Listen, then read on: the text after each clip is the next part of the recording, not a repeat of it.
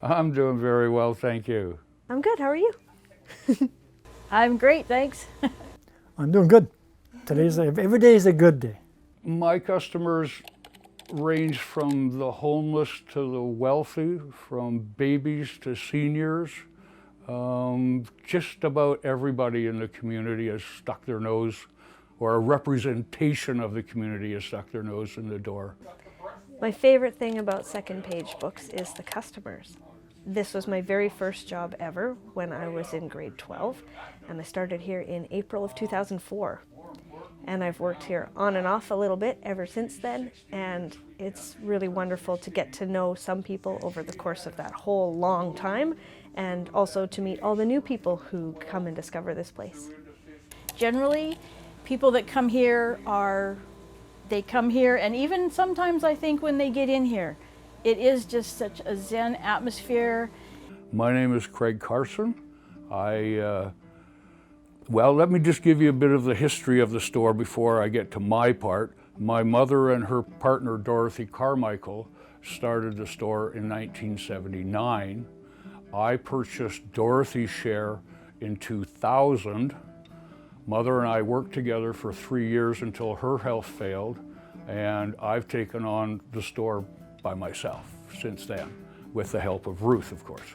My name is Ruth, and I have worked at Second Page Books off and on for about 18, 19 years, something like that. Just when Craig needs a day off. He does live here basically, but once in a while wants a day off.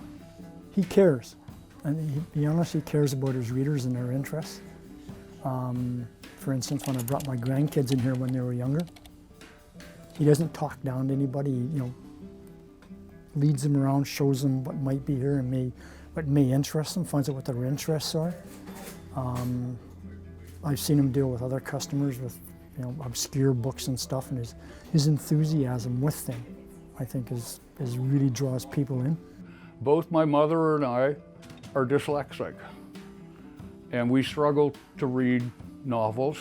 I can scan. I learned how to scan when I was younger, so I can scan quite quickly, but that's not how you read novels. Now, in the last few years, because our metabolisms change as we get older, I've discovered that I can read now.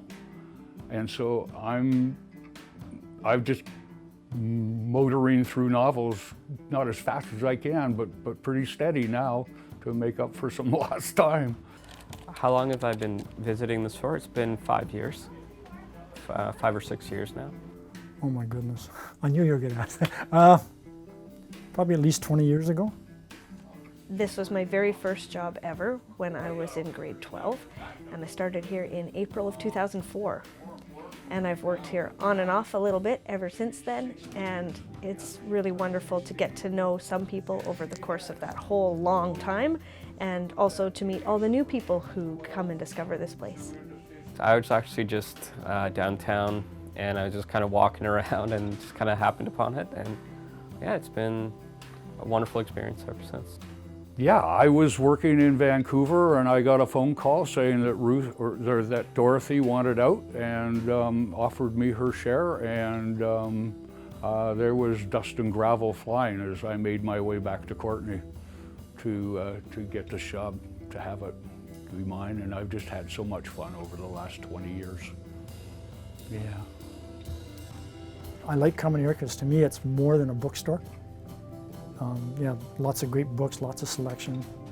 Even if he doesn't have what you're looking for, Craig can find it. But what I like about coming here is it's like a social center. And you can sit down and talk with Craig about anything. The man's a wealth of knowledge. He's led a really interesting life. But if you want to know what's going on around town, he knows what's about that. The music world, etc. It's a family-run sort of thing, family-run business, and he's really friendly and has cats and stuff like that you can pet, and it feels more like a home. And yeah, I would say we're friends. This bookstore has a really wide audience, a really wide range of customers who come.